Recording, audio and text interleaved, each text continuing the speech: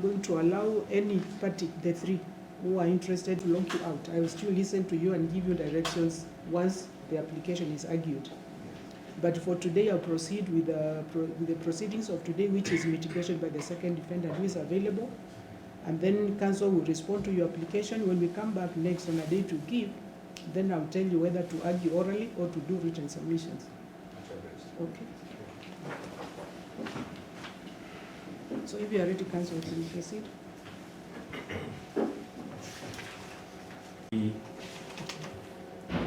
The second defendant is the moderator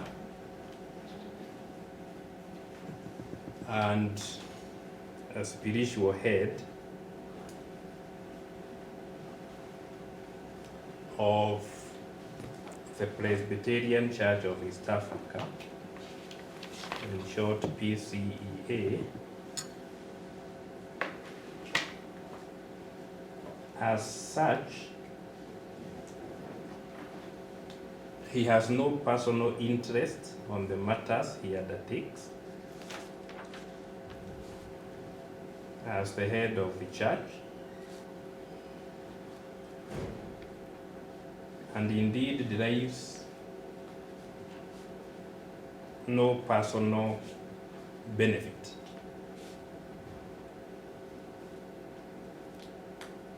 He only acts on behalf of the church.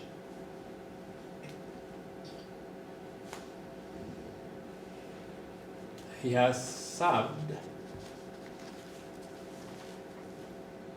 as a church minister for the last 26 years.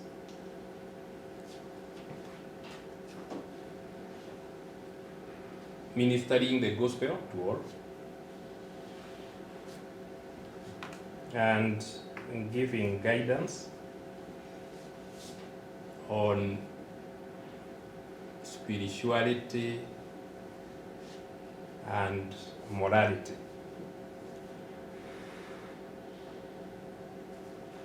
He has held positions of leadership in the church at various levels,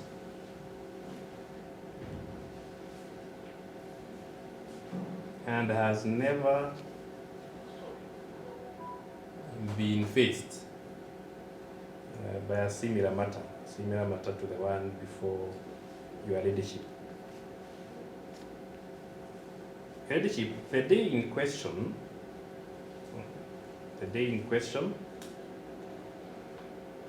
when the General Assembly was meeting, it was perhaps the most important day in the calendar of the church.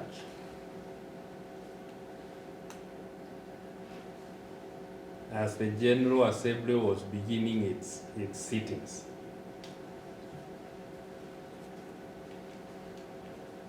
Your leadership, the General Assembly is the highest organ of the church.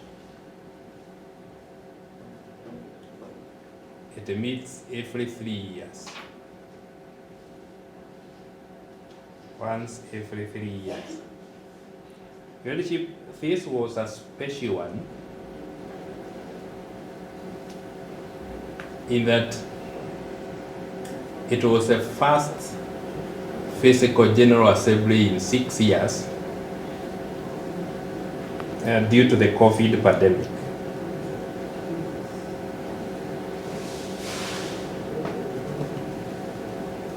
Your leadership, it was quite a huge gathering.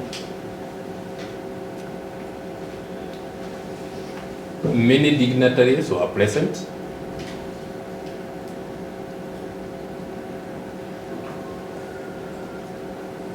Including the President of the Republic of Kenya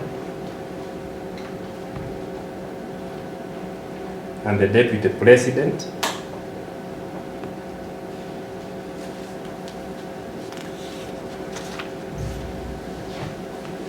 and very many other invited guests.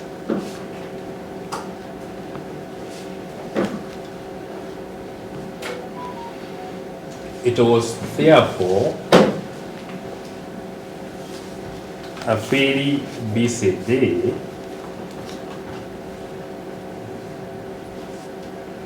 that the second defendant was actually not in total control of.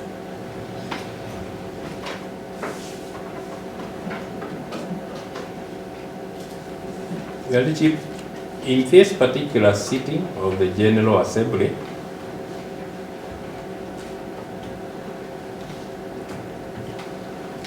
three officers were being installed.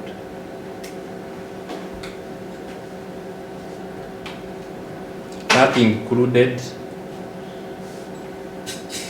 the moderator, who is the second defendant himself,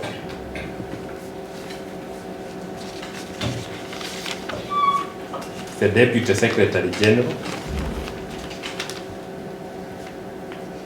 and the Honorary Treasurer. Your Lordship, that means that even the second defendant himself was a subject of the proceedings of the day.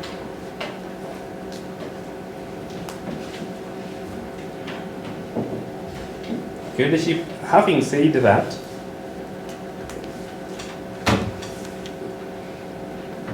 the second defendant appreciates that even under pressure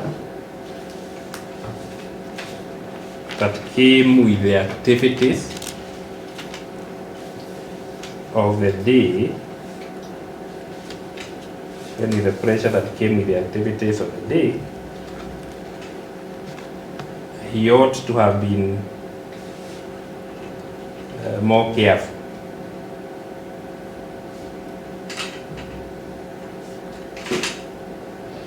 Your Lordship, it was a busy day.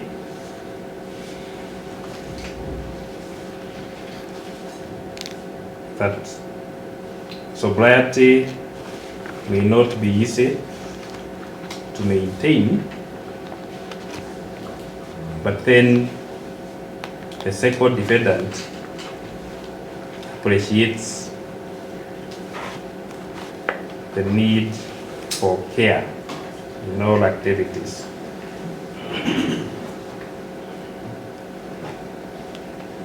Your Lordship, the second defendant appreciates the gravity before you, or of the matters before you,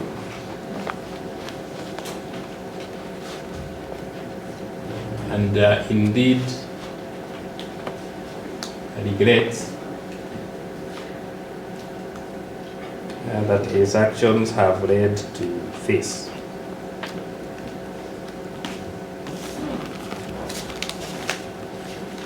He wishes to express his deep and undeserved remorse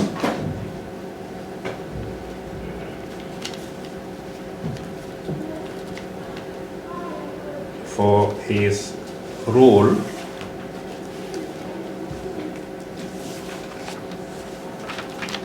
deep and undeserved remorse for his role and conduct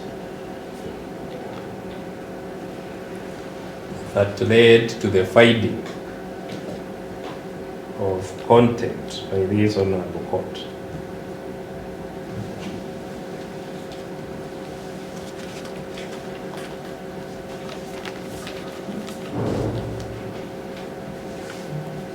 He now fully appreciates the seriousness of the offense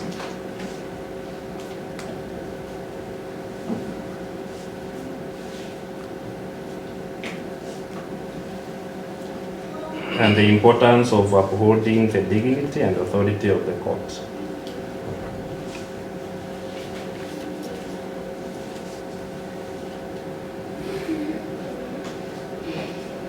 Your Lordship, the second defendant hereby tenders a sincere and unconditional apology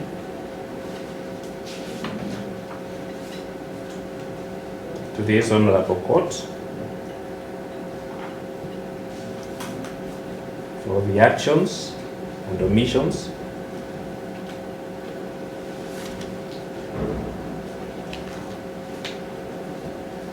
that amounted to non-compliance with its orders.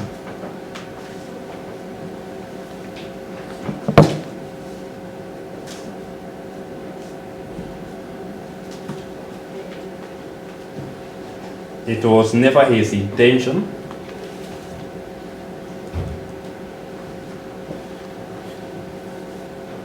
to undermine or disregard the authority of the court.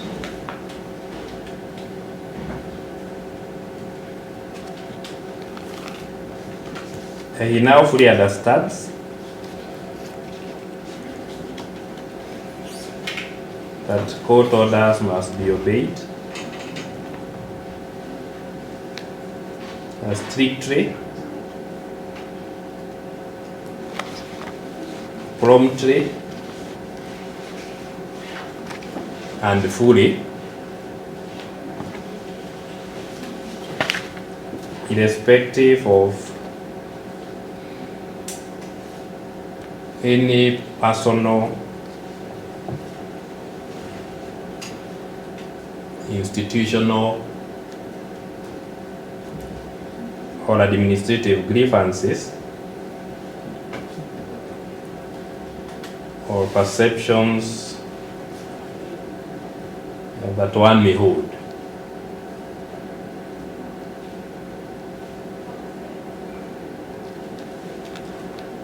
He further appreciates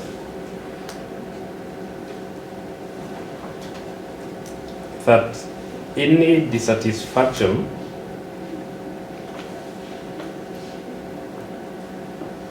with a court order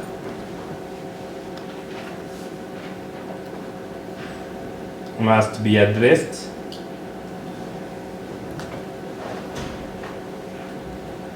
only through lawful processes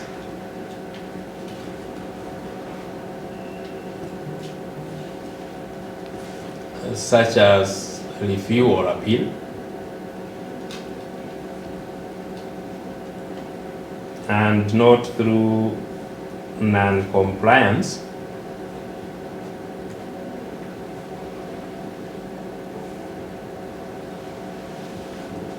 however aggrieved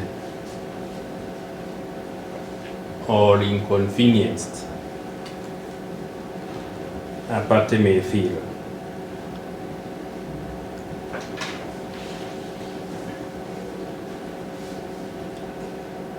Your Lordship, the second defendant, in his capacity as the moderator,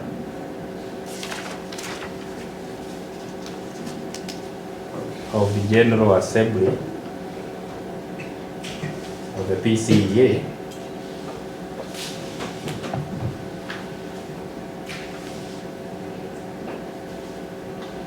undertakes to ensure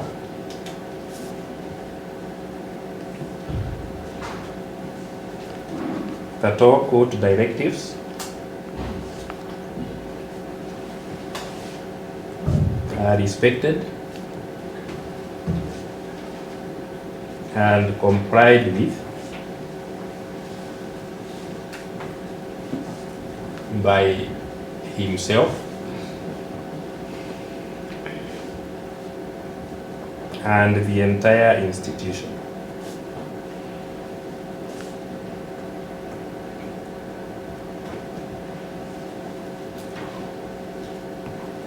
He has also advised and guided, and will continue doing so, relevant church officers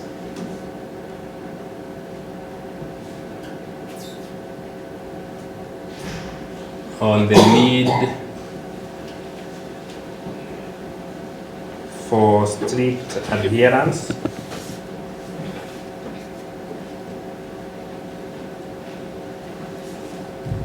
to all judicial orders.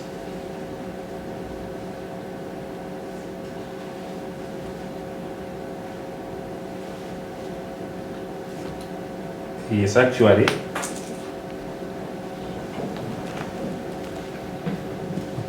prepared to take it upon himself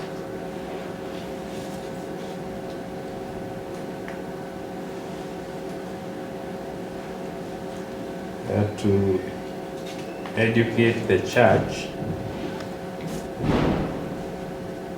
on matters of justice and the place of court orders in the pursuit of justice.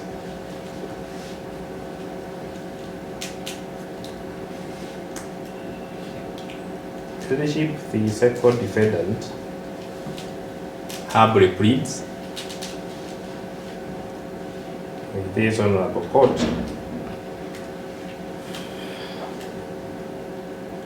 to consider his remorse, cooperation, and commitment to compliance as mitigating circumstances in determining the appropriate sanction.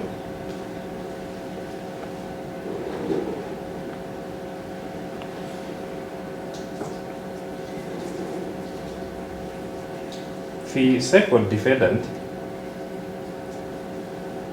has given thought to seeking a resolution out of court for the entire dispute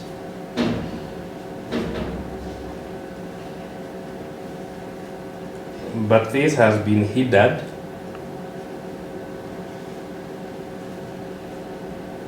by the discovery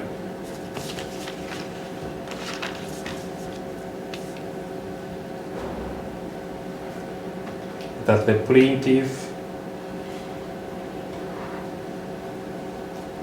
is not a member of the church. Should that come at this stage of mitigation, counsel? Because it's a matter pending resolution. Yes, Your Lordship.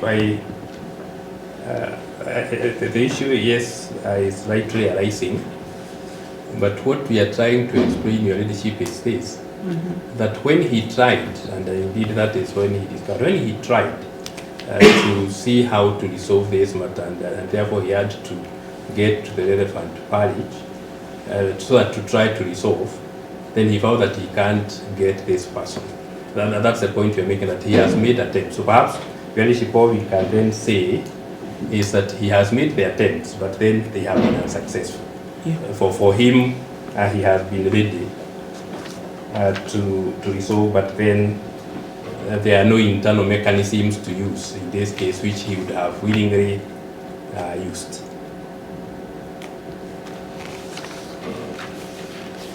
Your Lordship, it is noteworthy that your sister, Justice Ogeri, had directed that the parties attempt court-annexed mediation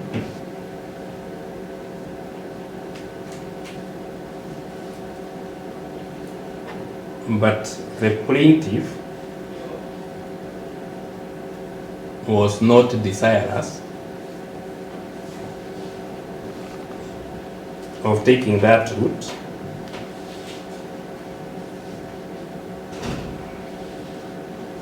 Your Lordship, that is clear from the court record. There is a ruling of Justice Ogeri of 31st July 2024. My lady, respectively, I'm opposed to that submission by my colleague. I would ask that he be directed not to deal with matters that have already been determined by this court. He is litigating the same issue that has already been determined. The matter becomes res judicata once it has been determined. So I would kindly ask that he restricts himself to litigation only, not reopening matters for litigation. Your Lordship, before you give a direction of that, all Your Lordship I'm doing is to direct the court to the record, to show what efforts, to show the willingness of the second defendant to resolve the matter, to indeed show that from the very beginning, the second defendant has been willing, but then hindrances have been on the way. So it's basically to demonstrate the willingness of the second defendant from the very beginning that this matter ought to be sorted out, and that's what I'm demonstrating, and that is from the court record. That's okay then, Mr. Njeramba. I think what is on court record I'm able to read, whether it's by me or other judges Yes. who may have handled the matter. Yes. What is yet to come, like the first issue where you are saying one party was not willing, I would say we keep that because we are here to hear the dispute, so that Okay. we don't prejudice any party. Okay, okay. Very well. So Your Lordship, then what I will say is that the second defendant is keen to resolve the entire dispute,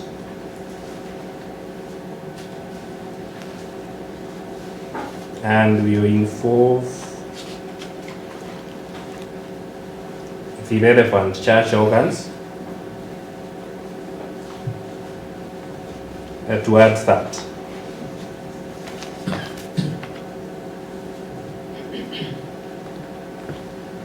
The second defendant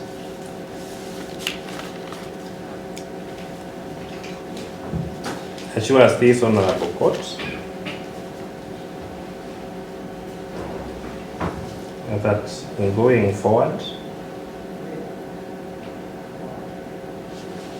he shall uphold the rule of law and abide fully with any and all orders issued by the court.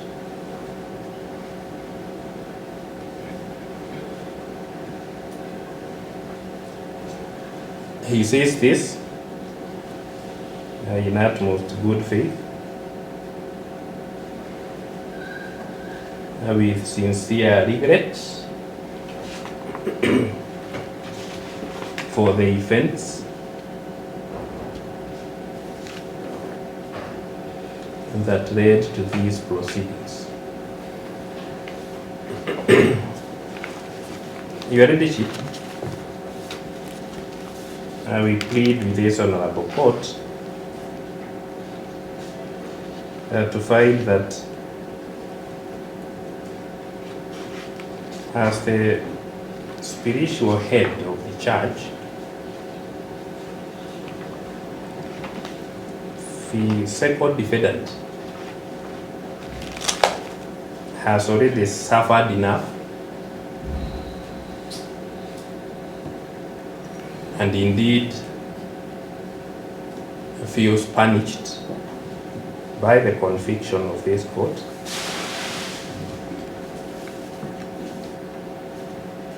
and therefore pleads for leniency.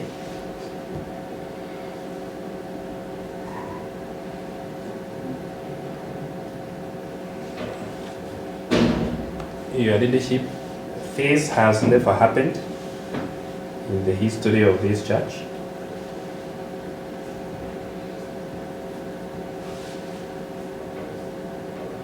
And the second defendant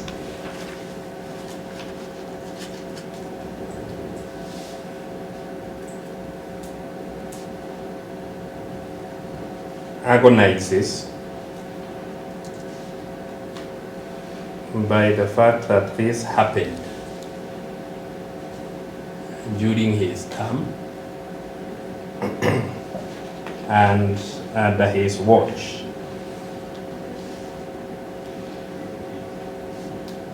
He therefore pleads for leniency and the court to consider that he has suffered because of the millions of followers of the church, seeing it happen under his watch. And lastly, Your Leadership,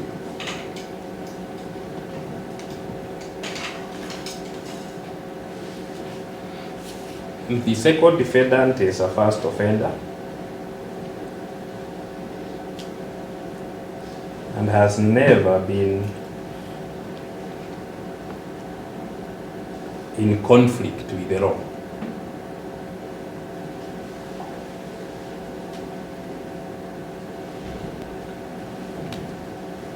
Again, therefore, Your Leadership, he pleads for leniency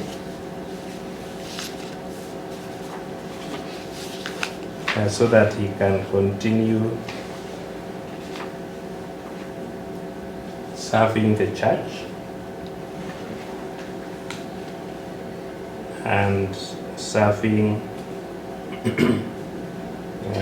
God. That is all, Your Leadership.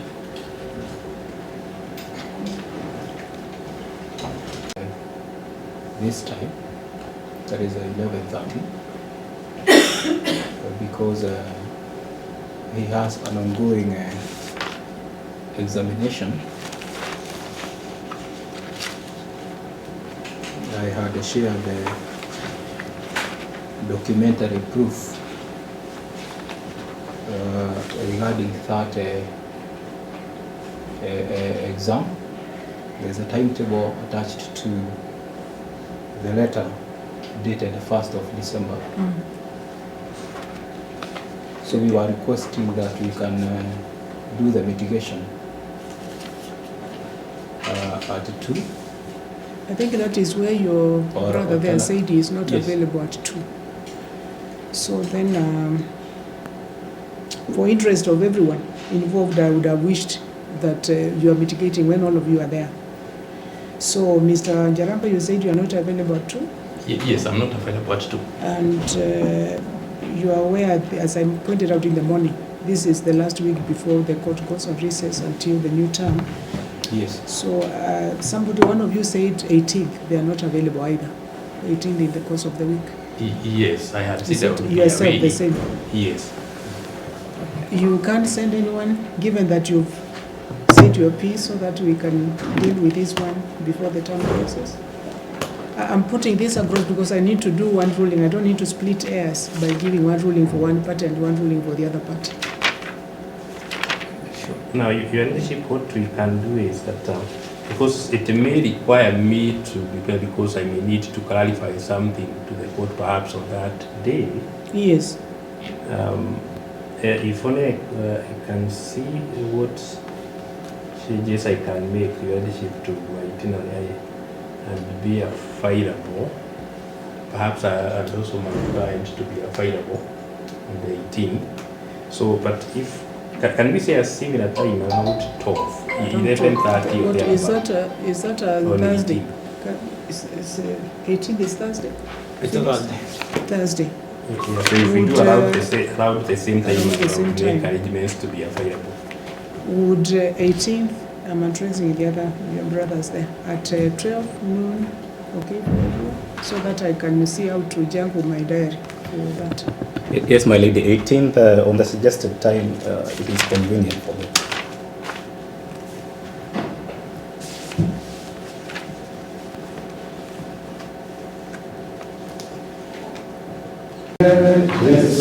Jesu katoro mekangai Jesu takame ya tuwevera yangwe ya yakubo basha mwana ni